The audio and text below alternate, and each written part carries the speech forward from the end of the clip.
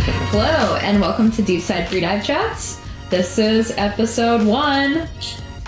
I'm Jana. I'm Ben. Inosia. Today, along with all future episodes, it's geared towards helping people who are just coming into the sport. And in regards to today, it's about sustainable harvesting practices, specified to spearfishing. All right, yeah.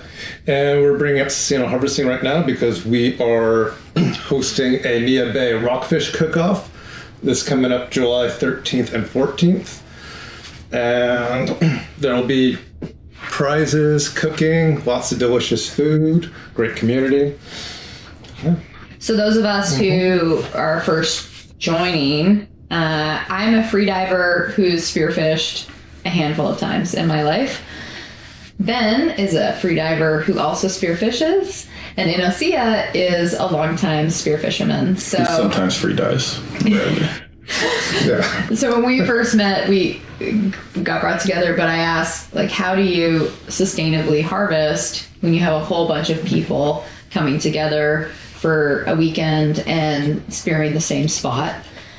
So that was one of my first questions, and, you know, nobody else got to hear the answer, but why this spot? Why Nia Bay? Why do you guys choose this location for the Rockfish Cook-Off?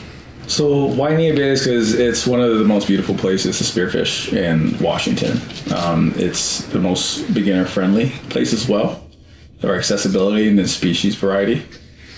And there's also limited on time, so we're going to go to the same place that I want to go, is where the event's going to be. And unfortunately, regulation-wise, there's actually not a lot of places you can shoot rockfish. And I'm not a big fan of bringing a whole bunch of divers to one area to shoot up a whole bunch of fish. So rockfish being the most plentiful, that's why the event is focused around that versus our lingcods or capizons. Because I've never been a big fan of that. Spearfishing competitions and everything. I'm not talking against them. And in actual format, spearfishing competitions are rarely everyone's at one beach. But in a beginner setting, that would actually be the case where everyone would be in one area. And it'd be a larger impact. With rockfish, it's a black rockfish specifically. It's a very plentiful species, readily abundant. And there's literally no size limit on them. They're that abundant. So regulation-wise, you can kind of tell how abundant a fish is based off of how much you're allowed to catch per day, size regulations and everything. So typically I find anything where there's no size limit is because they don't, regulation-wise, have a need for the species to reach sexual reproductivity age or size to help sustain the population. So there's literally so much of them that Fish and Game just not worried about it. Like, what's the best sustainable practice? I'm a big proponent of follow whatever regulations are. If you're following regulations, you're staying within the guidelines, you are a healthy participant in conservation.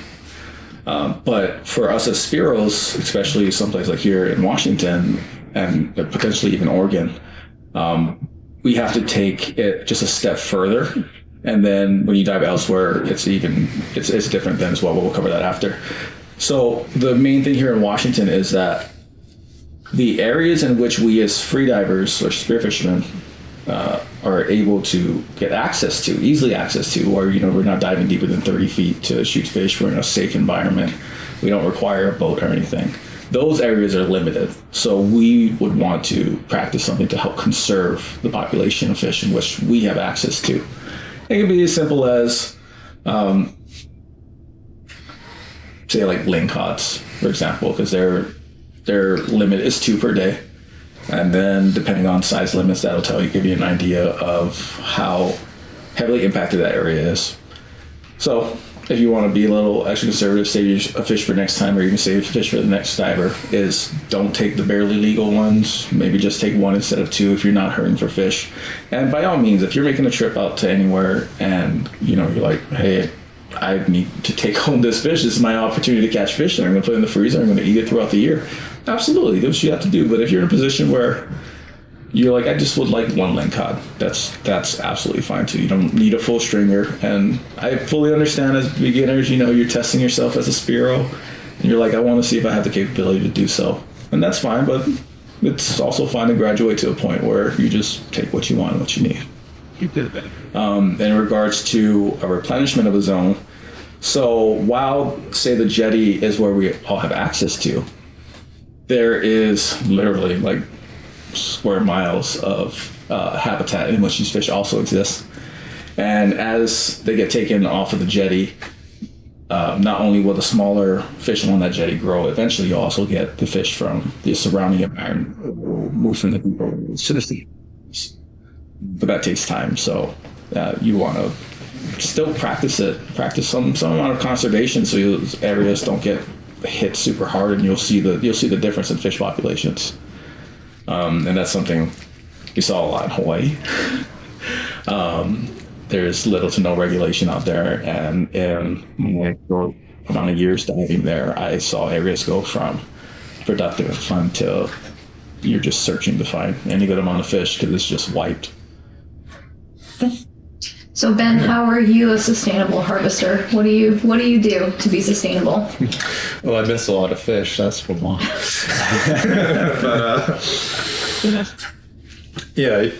I always check like the regulations. Like they have an app, I can't remember what the link to it is, but it has each marine region specified out. So I always check that first to see like what the limits are and what's open, and then usually just go out with a few friends, and then we just catch as much as we can eat.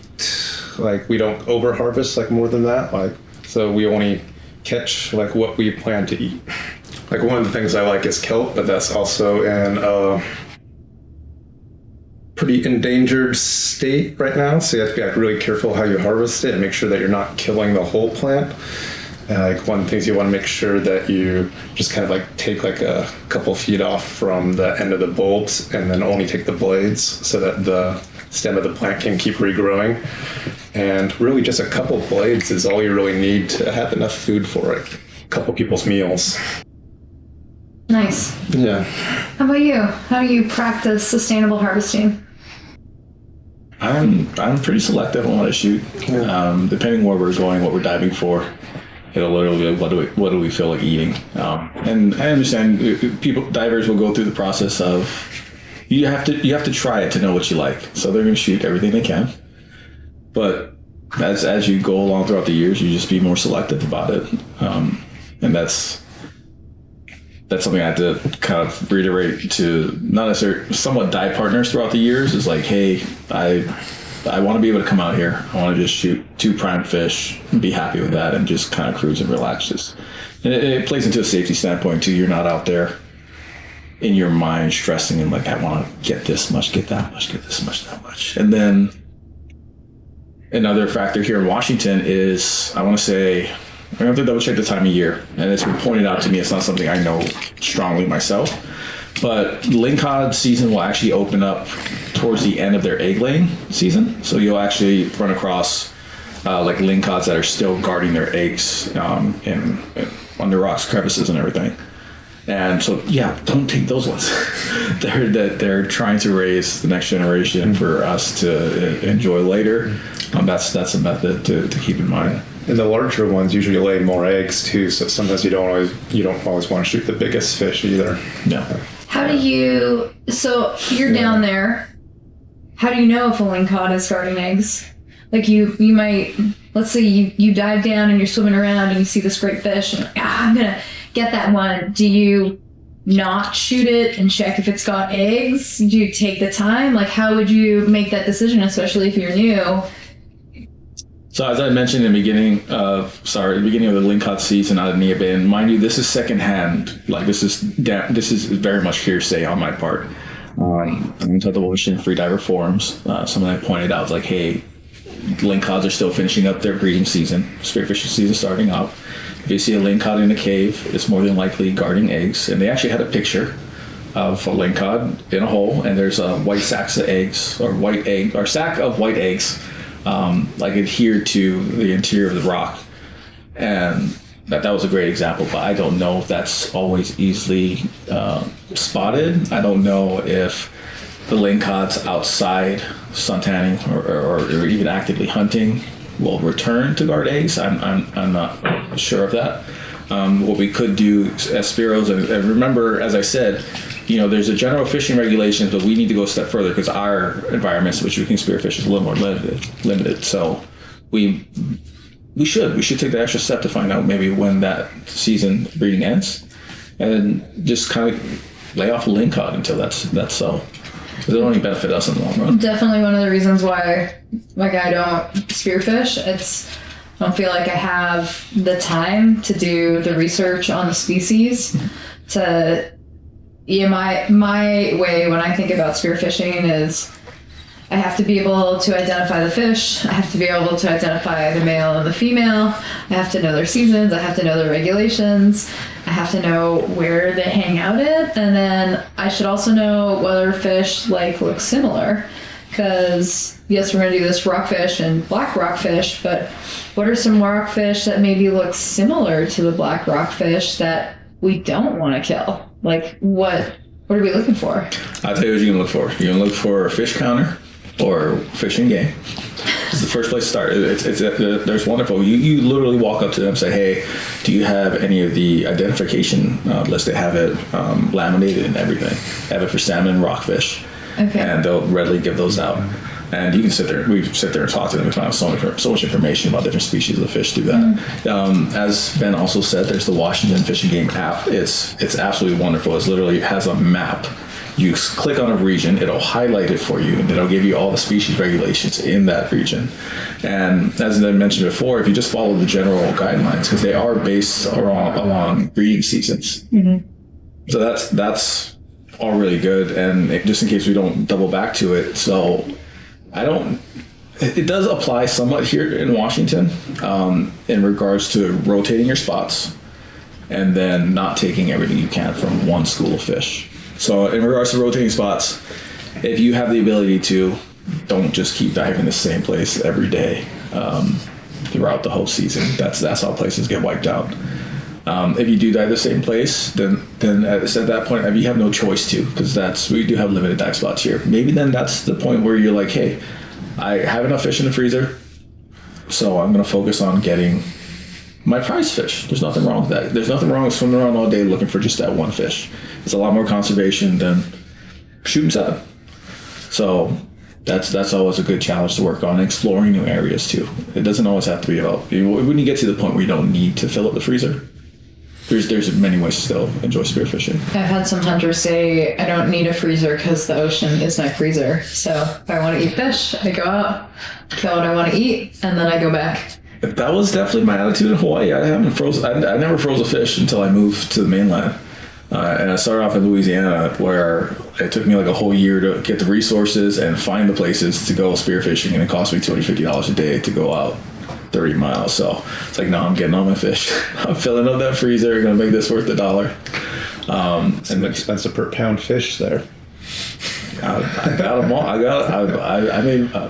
I profited. In my stomach. You look at price per pound of fresh fish. That's how we like to justify our trips.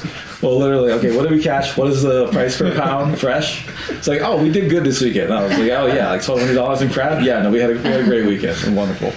But then another thing you want to factor as well here in Washington. Let me jump back to where I learned it was Hawaii. So one of the good beginner fish, and they're delicious fish. We call it a beginner fish because it's an easy fish for beginners to shoot, but you'll shoot it throughout your spearfishing career in Hawaii because they're just delicious. Minpachi. They're little red. I think they're considered a squirrel fish. Yeah, fish. Soldier fish. This is part of the scientific name. Yeah. Soldier fish, red, fry up, delicious. You can actually cook them in lots of ways. They're absolutely delicious, and you find them in holes and crevices. So you can literally be on surface, you can look at the environment down below, that looks like it would be prime browse for it. So we go down there, you find your fish. Again, Hawaii doesn't have any limit regulations for Minpachi. Yeah, I remember when I went to Hawaii, I was completely overwhelmed with just how many different types of fish are there. Yeah. And so I just kind of focused on identifying a couple key ones that I knew were fairly easy to catch and tasted good, and then I just ignored everything else I saw.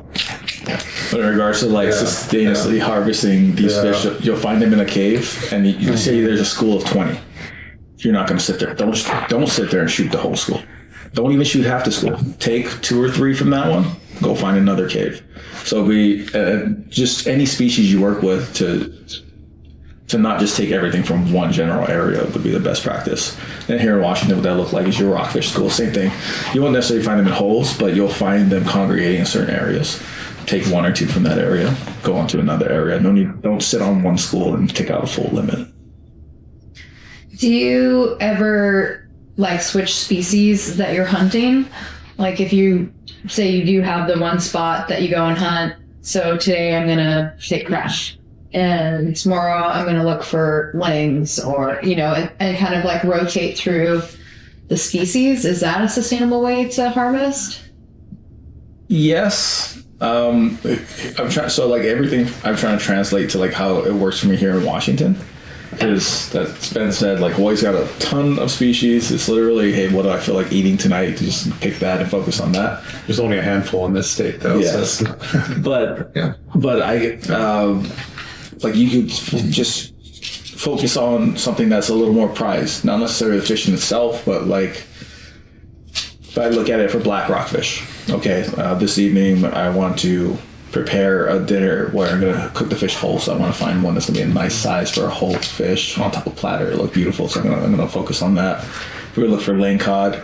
I mean, it's great fish and all, but I mean, I don't. You're not going to cook that whole, so you just look for a ling cod. But then if it's like, hey, today I want a cabezon. I want a nice cabezon.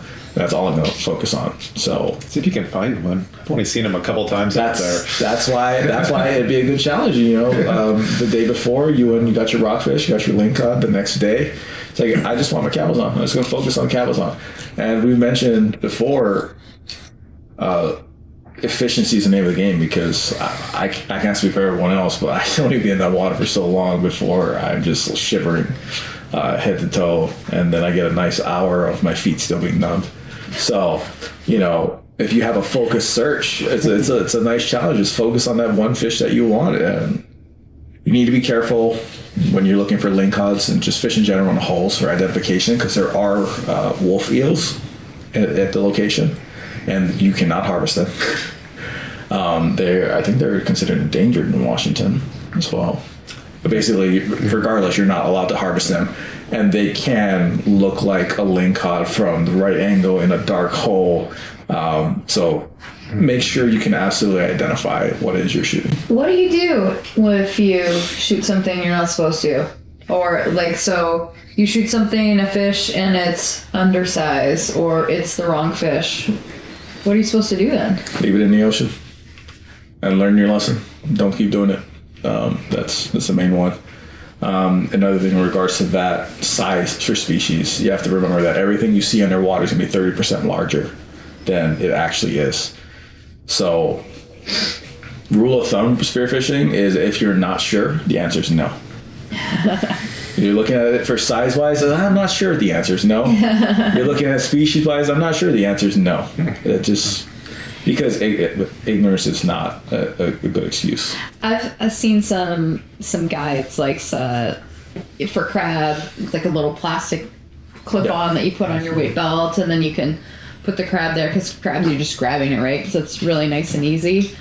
I remember the first time I harvested lobster, and it was scuba diving, and I was out for an open season. And I thought it would be just super easy. So the first time I went down there, I was going real nice and gentle, trying to pick up this lobster, and they're fast. So you go to get them, they're gone. And so by the end, we just get it down real hard. And I got 2 in my bag in the time that I completely ran out of air scuba diving, completely. I had no air when I surfaced, which was bad. And then one of the lobsters was undersized. So I got 1 lobster from this experience. And if I think back, it was set. My computer was beeping at me the whole time. I was doing bad stuff in trying to find these lobsters.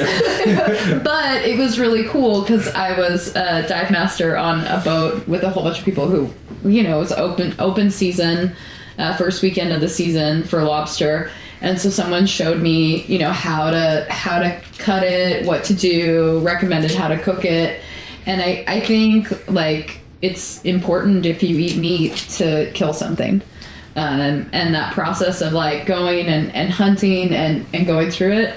Generally, I like being with spearos because you guys know how to cut the fish and get it, so our great one is conch. Like the first time I went conch diving was with William Truebridge, and he grew up on a boat, and so we pull it out in the Bahamas. They're just all over the place, like every white sand beach we get out, and like within must have been 3 to 5 minutes maximum, we're having this amazing conch salad. Like he's stripped it out, chopped it, and so it was awesome.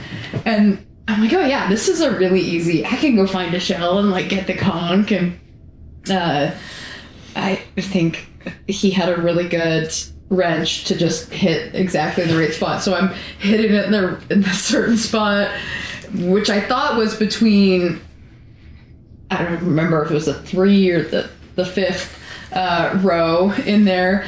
And then I'm like shoving my knife in there, and this conch is just, it's tightening up like freediver's hands in static, it's just like doesn't want to die. I must have spent 45 minutes the first time like trying to get that out myself.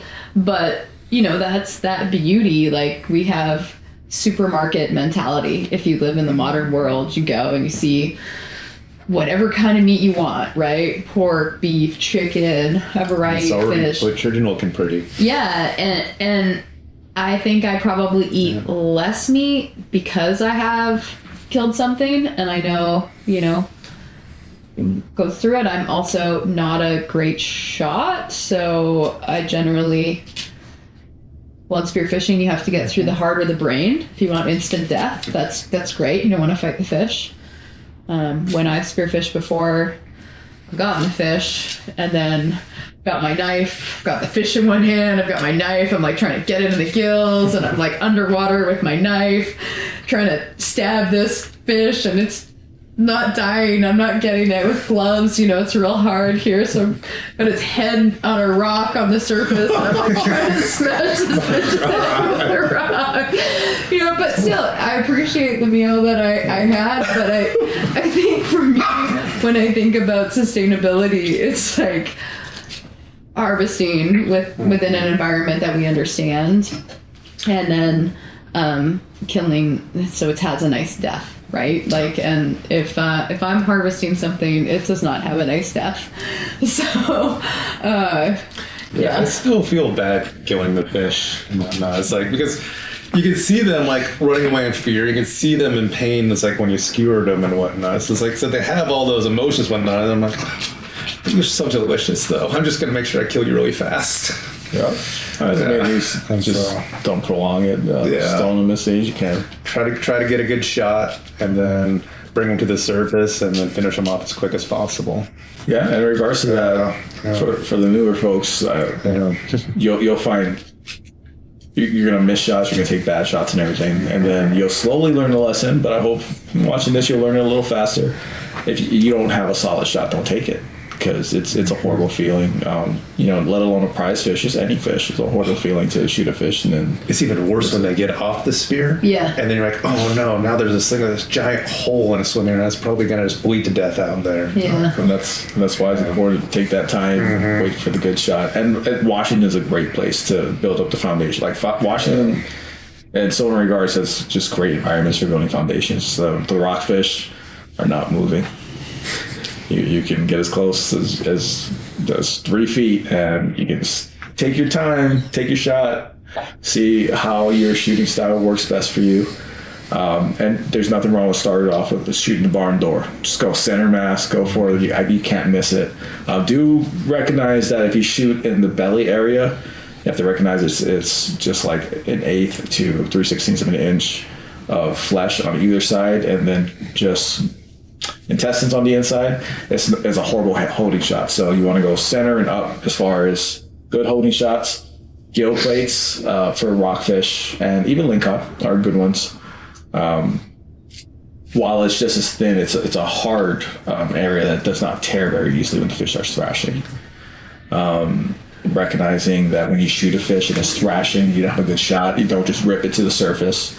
If you have the ability to, when you're on bottom and your fish is thrashing, toss your gun to the side so you still have your attached string line to your shaft. Swim at your fish. Get your hand on the shaft. Don't pull yet. Just basically pin the fish. If you can pin it to the rock, get your hands in the gills, great. If not, bring it to your body, pin it to your body, fingers in the gills, come up. Just secure your catch. So the gills are to hold it. Like you hold it, that's the only way you can hold it without it slipping out? That's the only part that's not going to tear off with the fish thrashing. So you're not like putting your fingers in and just holding the gills. There's access to the gills from both sides of the fish. Yeah. We need a fish. You need a dead fish. We need a dead fish. No. And so you're putting your hands basically around the fish's throat. I guess. We have a picture of a fish right here. I don't know. But some of the gills, they're spiky, right? Like I've definitely put my fingers into fish's gills and it hurts a little. Yeah. It's fine. That means you're doing it right. Okay. Yeah. So you want to go inside and then you would bring the fish to the surface while it's thrashing so that you don't lose it? Is that the purpose? Yeah, don't lose your fish. This is an injured fish. Don't lose your fish. So in the beginning, one of the ways you tend to lose fish is... But wait, so you get it to the surface and then what? It's still a thrashing fish. Well, so this is the thing. Don't take it off your shaft or three prong yet until you have stoned that fish, or if you're not confident in your stoning abilities, until you've put that fish on your stringer. And that's like beginner spearos, at least in Hawaii, like will lose a lot of fish. Like I shot the fish, I brought the fish to surface, I was trying to put this live fish, or I took it off the shaft and it was still alive so I could string it or stone it, and it got on my hand and now What's it's a gone. stone a fish mean? Like to get essentially instant kill shot. So it's either the brain or the spine to get a kill shot. And stoning also refers to when you dispatch the fish, when you insert your knife into the brain. And that one, each species brain will be located a little different, but it's generally a little behind the eyes. Insert your knife inside, you'll feel the fish go stiff, and then wiggle your knife around, and then you'll feel it just vibrate. You'll feel it shudder, and then when you retract your knife, it'll Like an LMC.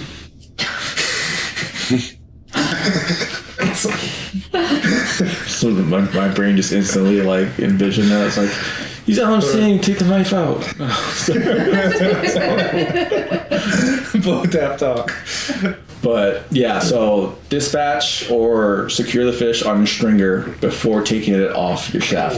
If you're a beginner, don't take it off. Even if you stone it, don't take it off your shaft or three prong until you have it strung up, and then retract it, because you'll see you'll retract it, and then it's, the fish starts flapping again all of a sudden. So the gun we've thrown to the side, and we're just holding it on the spear. Yep. But the spear and the gun are still connected, right? So you're bringing your gun up with you. Your gun's gonna go up without you. So that guns, all manners of guns typically float as long as the shaft's not in it. They're positively buoyant. And the reason why I say toss the gun is because I've seen some spearos, they'll start pulling on the line to get to the fish. And I've seen some wrap it around their hands, and I don't like that. Don't secure yourself to anything that can get stuck to the bottom. Our weight belts, we talk about, be able to just have that quick release if you get snagged on anything. Yeah. The same thing goes for you guys. You wrap it around your hand, next thing you know, it's wrapped around your dive watch, or you wrapped around, just tighten up on a glove or something. So toss the gun to the side, swim to your shaft and fish, and secure it and take it up. And even after they're dead, sometimes they still thrash. Yeah. Like, I remember once it was like a wing cod. Caught it. It was a pretty good shot. Killed it. Like, finished it off. Put it on the stringer. Then got out. Started walking on the jetty. And then it suddenly starts thrashing again. Well, and this is like 10 minutes later. Yeah. It like bounces out of my hand. Falls between the rocks in there. And then I'm like trying to fish out this thrashing dead fish that's like 10 feet down inside the jetty. Oh, so you secure your fish. Yeah. No, that's absolutely the case. I don't doubt that you've had that fish stoned properly and everything. I've done the same. I've had my first uhu, stoned it 6 times. I was a beginner. I did Gutted brain fish. scramble too. Yeah. It's like Fully gutted fish. We're standing there taking gutted pictures. too, yeah. And then all of a sudden this thing just rashes out of my hands. yeah. So, yeah, secure your fish. No point in time is it great losing them. Fish storage. So that's a good one. Everyone has their own school of thoughts in regards to that. I'm going to share mine. I'm not going to say it's the right way. It's just the way I do it, the way I like it. And if you're helping me process my fish, you better do it this way too. Don't put fresh water on my fish if I'm going to freeze it. If we're going to eat it that evening, not a problem. But fillet that fish, scales, a little blood on top, little fish slime, that's fine. I'm going to wrap it and freeze it. I find that when you rinse the fish clean, every layer or everywhere the water is touched, I lose like a 1/4 inch of good flesh on the fish. And I just end up having to cut that off of the fish when I defrost it. Versus if I wrap it, freeze it whole, and then clean it before cooking it, I feel like I lose a lot less, and then the flesh underneath it, I find it to be a lot better. Stores a lot. So you said freshwater. Is that ocean water? So saltwater rinse is okay? No rinse whatsoever. No rinse. You want the blood and the scales. Blood and scales. So the blood and scales, I can cut off like a 16th or an 1/8 of an inch. Yeah. Better than a 1/4. Yeah. And then another thing about Washington's selection of fish that's great for building foundations is your filleting skills. Black rockfish are a perfect fish to practice on. Every time we have new guys come back when we did a lot more boat fishing, you can only fillet the black rockfish until you're proficient in that, and then we'll let you cut other things. So what's the trick? Practice. Wing cod is such a long fillet. You're just like all the way. Yeah. Cabezon is the one I don't like Cabezon, just simply for filleting the damn thing. It's an awkward shape. The meat is like when you're trying to hold it and manipulate it, it moves like jello. And it's a pain in the butt. But then we started doing Cabezon medallions, and that was actually really good. So I'm gonna have to start shooting and filleting those again. Like literally for like the 4 or 5 years we were just fishing off the boat. We were throwing this out west, right? Roll pack. Such a waste. I think Cabby's my favorite. Yeah, I'd have to actually say they're my favorite now too.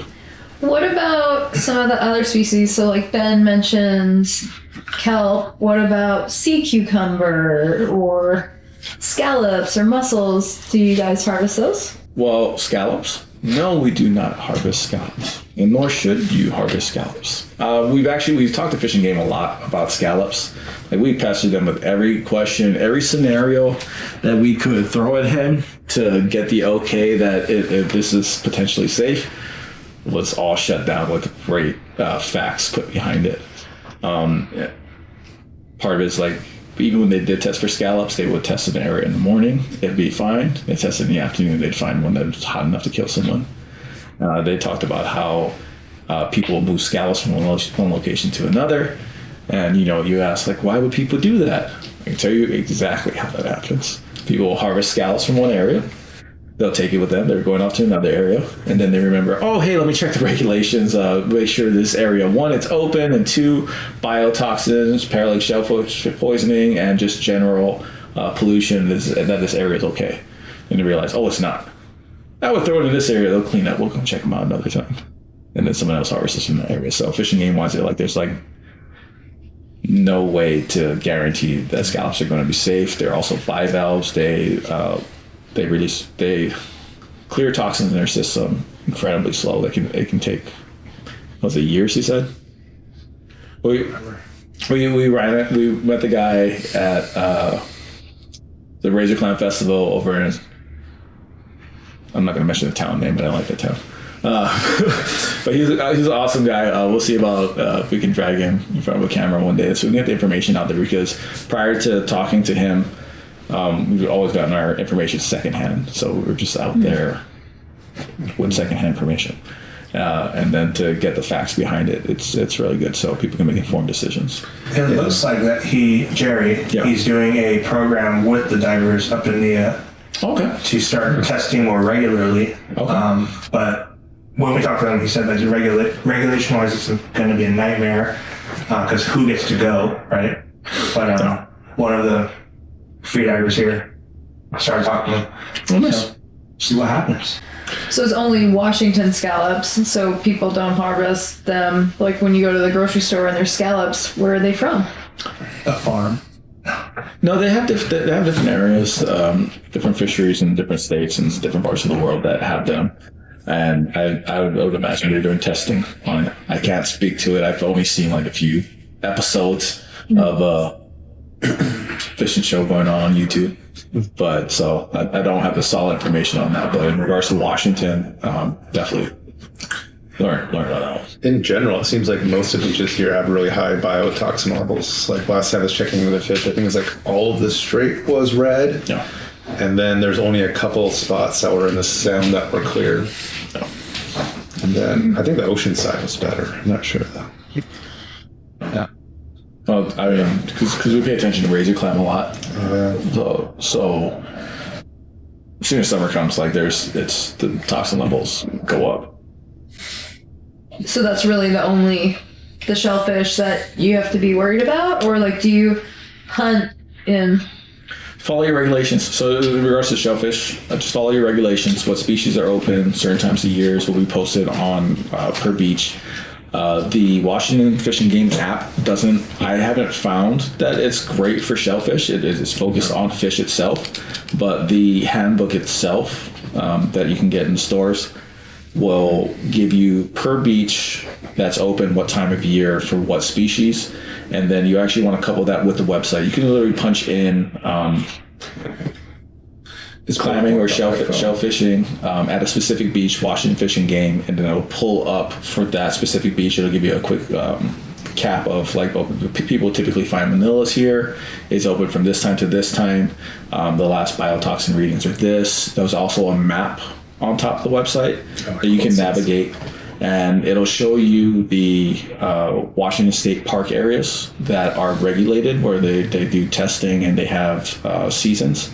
So you can click on it then. So if you're like, I'm traveling to this area, you can find it on the map, find the nearest area. If it's in green, click on it, check it out, and that's a great way to find a safe place to harvest shellfish.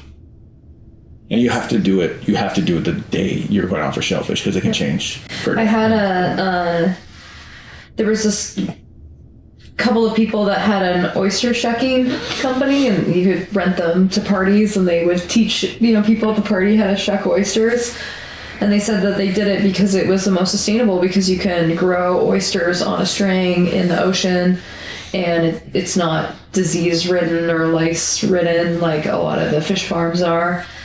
And so it's like the most sustainable seafish or seafood that you can eat, just because it's clean, and they put them on strings. They can grow them on like the regular rocks, and it's a pretty successful business on Vancouver Island. Except for when ocean levels or ocean temperatures rise, then oyster shells get soft. So yeah. And talking about conservation and switching species, actually, as you mentioned, shellfish are actually can be and are for us a big part of our spearfishing, our freediving gathering. Of course, you have crab, but you can dive for manila clams. You can dive for oysters. And that's wonderful, because typically you'll look at a calendar or tide chart and see, okay, this weekend a good weekend to go climbing, because you're looking for a negative tide or a low enough tide depending on the beach. But if you can dive for them, none of that matters. Is the weather good? Do we want to go have a nice picnic out there regardless of the tide and dive for manila clams? And we've done both, and they're both super easy. Two things I want to mention in regards to that. Everybody watches this and like, I'm just going to go do it. Absolutely do it. Want to check your regulations, check seasons, toxin levels. But specifically in regards to oysters, wherever along the tide line you pick up your oysters, because the way we do it is we'll go out, we'll dive for the oysters, we'll bag them, we'll bring them to shore, we'll shuck them. But the key part is you have to return the shells to wherever along the tide line you gather your oysters from. Don't just throw it right back there at the shore. You need to go put it back where you found them from. So the way oysters reproduce is they spore, and then the spores, and forgive me if the terminology is not correct, the spores attach to certain surfaces, one of the best being oyster shells. So you want to maintain just the wide coverage of oyster shells in the deeper parts of the water, where they can reproduce a lot better. And then the second part to the oyster shells, we also called Fishing Game to clarify on, because it doesn't say in the book. You can't cook the oysters in the shell on the grill and then return them to the ocean, because whatever spores or baby oysters they have already growing in the shell would be killed. Yeah. So that's also a no-no. But what they did recommend, which I actually found to be really delicious, they say you take a muffin dish, so you'll have like 9 or 6 different like little dishes to it. You add your different combinations of sauces. So we'll do ocean water, cilantro, lemon, and butter in one, or soy sauce, chili pepper. Make different sauces. Throw it on the grill, throw your oysters in there, and it's absolutely delicious.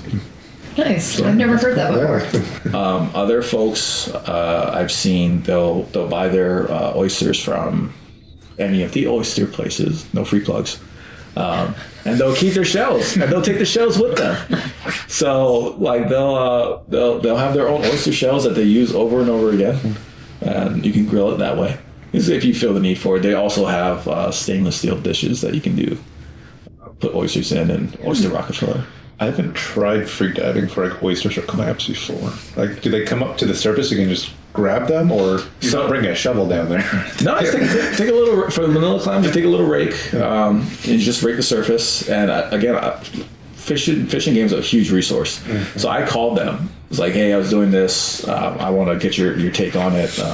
Is the silt that we're kicking up while doing this, is this going to be detrimental to any of the surrounding ecosystem? They're like, no. They're like, the amount of silt that gets kicked up just from the tide alone is not going to be impactful. We did touch on that if it ever became so popular that you have 30 people out there doing it, it could then become a problem. But they're like, we'll address that problem when it comes. And in regards to oysters, they sit on surface. And they're actually super, so like if you ever done oysters on a low tide, you're looking like, is this a whole shell? Is this a half shell? Like, well, what's going on? Underwater, you see the frills sticking out. They're super easy to spot. Huh. I was thinking of a little de-shedding tool, like a Furminator, bringing that underwater and trying to scrape the oyster off. I mean, I'm sure you could, but yeah, I mean, you wouldn't necessarily lose the oyster liqueur, as they call it, which is really just ocean water. So, I mean, yeah. Are abalone harvestable? No, that's like hard. Well, that's a sore subject. But here in Washington, absolutely not harvestable. Don't even touch them. Don't mess with them. You'll see something that looks like it's hey, this is a shell. Does it adhere to a rock? It seems to be moving. What is this? It's an abalone. Don't rip it off the rock or anything like that. Leave it alone. Again, I don't know their exact status as far as endangered or not. But if you're not allowed to harvest it, it's usually because their population is so low. I can't speak to Oregon's regulations. I'm not sure. But California's supposed to open up again in 2026. Just waiting. Okay. 2 more years. The entire coast? I'm not sure. I was lucky enough to enjoy them for one season before they closed. And looking forward to 2026. When is that? I don't even remember whatever year they closed. 2018 or 19 or something. 17. It was only, I think they had 3 kinds of abalone. It was only one type that you could harvest. I'm not sure. When I lived there anyway. Like, I think. I was so new to Washington when I went. I was a dive partner, so I didn't at the time just go on and follow regulations. Awesome. Well, any last thoughts? Oh, fish preservation. We didn't finish on that. We got a little distracted. So no fresh water. And then 2 methods. You can either vacuum seal or saran wrap. If you're going to vacuum seal, one of the things I like to do is I'll take a piece of paper towel and I put it at the top of the seal portion. So when you start to vacuum, all the liquids that will come off your fish will go into the paper towel versus the seal itself, which the seal will then fail, and then you have frostbitten fish. And on that paper towel, I'll write the date that I stored this fish, so I don't have to worry about it rubbing off or anything like that. Does the paper towel come through the seal? No, I have it just before where it seals. Okay. Yeah. And then another method, a simple method, is just wrap it in saran wrap and then wrap it in foil, or I've got a friend who did butcher paper, which looks so much classier in the butcher paper. And then you write on top the date you caught it and the species. So yeah, great ways to store your fish. Awesome. So if there's things that you want to know, ask us questions. Yeah. Happy to chat about it. And if you want to see some ways to cook rockfish, that's absolutely delicious. Just come out to Nia Bay Rockfish Cook-Off. Yeah. And everyone who's present gets to taste the fish as well. Yes. Yeah, we have 3 officiates. We call them judges. They're there to officiate, tally the votes, be tiebreakers, and add a little impartiality to it. Like if you prepped your sauce and then sat around drinking a beer for 45 minutes and then just whipped a dish out in the last 10, you get less points. According to the judges, not me. I didn't say that. Yeah. There will usually be other people cooking appetizers and stuff too, because everybody wants to cook out there. Yeah. So do you go hunt and then there's a specific time for cooking? Is that how that works? Yeah. So the day of the event, the event's really only Saturday, where we are actively hosting something, and then Sunday and Friday it's everyone gather around campfires. It just becomes like a friendly communal thing versus any organized event. So I think it's typically like 8 or 9 o'clock. We'll have a get together. It's like, hey, just general, not necessarily ground rules, but we ask you to do this. And one of the biggest asks is keep in communication with your dive partners and who's out in the water and who is out of the water. Because if we get to the point in time, like it's 4 o'clock, it's like, hey, where's so-and-so? I haven't seen so-and-so yet. Hey, have you seen so-and-so? Like we want to know, like, oh yeah, they got out. We saw them, got out. They said they're going to go for a hike over at this place and then they'll be back by this time. So, because we absolutely don't want to have something like that happening at the event. And then I don't know what we have right now for the time of the cook-off. I am slightly pushing the time back because, if I'm not mistaken, there's a group of kayaking fishermen who are going to be out there. I've been trying to wrangle them into this for years. So, if I can make it late enough, because they typically go out for halibut and they're trying to get full stringers. If I can make it late enough where they can be a part of it too, I think that'd be fun. Awesome. Yeah. And also during the morning brief is also like where we kind of establish like where we're going to be spearing to, so we don't over harvest any one location. Yeah. Like spread up to different sections of the jetty for people shore diving, and the people with boats or kayaks will like say, it's like, I'm going to these spots. And then you don't have to catch your own fish to be a part of it. Typically there'll be extra fish. I myself will shoot extra so that I can provide fish to other people. So whatever the donated fish are for, there's always enough. If you're not going to dive or anything, you just want to take a crack at the cook-off, show up, we'll get a fish in your hand, and the competition starts off where everyone stands there and takes a picture with their fish. This year, we're going to allow you to clean your fish beforehand as far as scaling and gutting. Only scaling and gutting, you can't fillet it. Because we want to make this accessible for everyone. We had our someone's son did that with Bernie. What's that? I had to do everything. Yeah. We had someone's son do it, and I loved it. I want to just make it accessible for everyone. But I do have to admit, your starting picture doesn't look as great if your fish is missing a scale. So if you can manage to scale after, makes for a better picture. What about people who are not going to hunt but still want to be in the water? Can the spearos identify that this is a freediver and don't shoot the freediver? Like, what sort of gun range do people have? Well, it's 1 up, 1 down. So there's and don't shoot to surface. Shoot towards surface. That's for sure. It actually goes back to your original rule. If you can't identify it, then yes. And then that looks like such a good fish. And then because there will be multiple groups of divers along the jetty spread out, there's no reason for you to be diving next to another group. It's going to be really hard to account for where this other group goes. So if you have one group over here, give them a good 100, 200 feet if you can allow for it. And you'll want that distance between yourselves and this other group as well, especially if they're in the lead, because they're going to move through a school of fish that will disturb them. And then you don't want to be right behind them. The fish are gone. So give us some time for the fish to come back in, and then it can be just as productive for you. What about for people who are freedivers now, trying to get into it and get started? As far as gear goes, what's the bare minimum you think that they should start with to not go overboard? Oh, just your freediving gear. Just stay warm. Go out there and meet some other divers, and especially if you already have a friend who spearfishes, you don't need to buy a gun to start off with. There's only one diver down at a time, so share a gun or 3-prong. Your dive partner will love it if you don't shoot any rocks. So go watch some of the other episodes where we talk about nudging a fish away from having a rock right behind it, and your partner will love you for that. And yeah, and more often than not, some people have more than one gun, so they can lend it to you. Gun, pole spear. Gun or pole spear, yeah. Which one should a beginner start with? If you want, I here in Washington, I would say start off with a gun. Because you're absolutely brand new to it. You drove 4 hours at minimum to get there. If you're coming up from Oregon, potentially even further.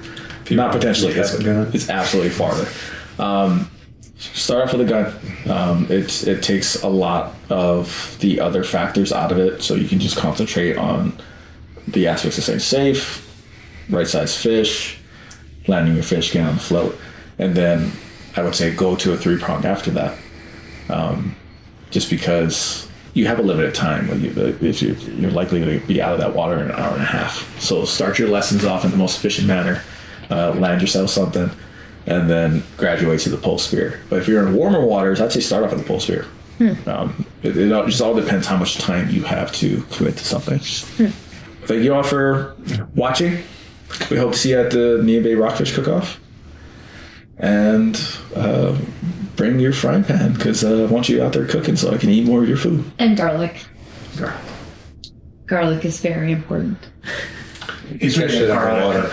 It's a garlic. Oh yeah, if your dish doesn't have garlic, you're in trouble. And if any of you have any other topics you'd like us to cover, we'd love to do that. So leave a message in the comments. Yeah.